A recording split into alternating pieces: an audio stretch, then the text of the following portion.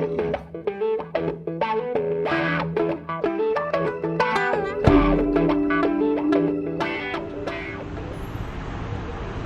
le Président, bonjour.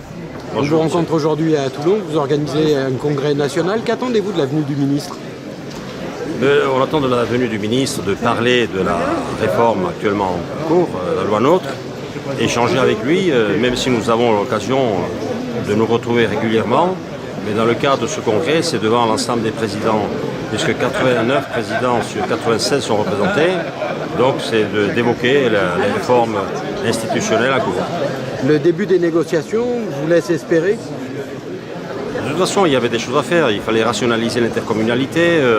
Il y avait des actions à mener. Donc, parce qu'il faut qu'on s'oriente de plus en plus vers une gestion plus économe, donc par une mutualisation. Donc, c'est des actions qu'il fallait conduire. Donc, on essaiera de faire ça au mieux, tous ensemble. La venue du ministre est donc un facteur d'espoir pour vous? La venue du ministre est d'abord pour nous un honneur, une reconnaissance qu'il porte à nos établissements, mais ça je le savais déjà puisque je l'ai rencontré à plusieurs reprises.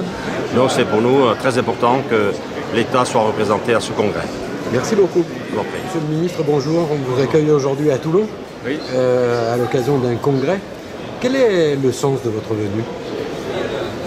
Je suis venu pour expliquer ce que fait le gouvernement en matière d'organisation territoriale de la République. Je suis chargé de la réforme territoriale et je suis venu expliquer aux présidents des centres de gestion comme aux directeurs des centres de gestion, ceux qui s'occupent des fonctionnaires territoriaux, leur expliquer ce que le gouvernement veut faire, ce que nous avons déjà fait, ce que nous allons faire. La loi est en discussion au Parlement. Vous comprenez leur inquiétude? On est toujours inquiet en France quand des réformes sont annoncées. La France est un pays paradoxal où l'on veut toujours beaucoup de réformes quand on en est loin. Et puis quand les réformes sont annoncées, qu'elles s'approchent, qu'elles entrent en application, alors là, il y a moins de volontaires. Voilà, donc il faut réformer malgré tout, il faut avancer vers la réforme. On le fait dans le souci du respect des élus, bien sûr, et des fonctionnaires territoriaux. C'est ce que je suis venu dire aux agents de la fonction publique territoriale qui sont ici. Donc normalement, avec des gens de bonne volonté autour de la table, vous devriez trouver des solutions. Quand on est de bonne volonté, qu'on se met autour d'une table, on arrive toujours à avancer dans le bon sens. L'intérêt général l'emporte toujours sur les intérêts particuliers. C'est ça la République. Monsieur le ministre, je vous remercie. Au-delà de la mer et du soleil, c'est aussi des hommes et des femmes qui se lèvent le matin pour travailler, pour essayer d'apporter à ce département toute la volonté pour faire avancer les choses.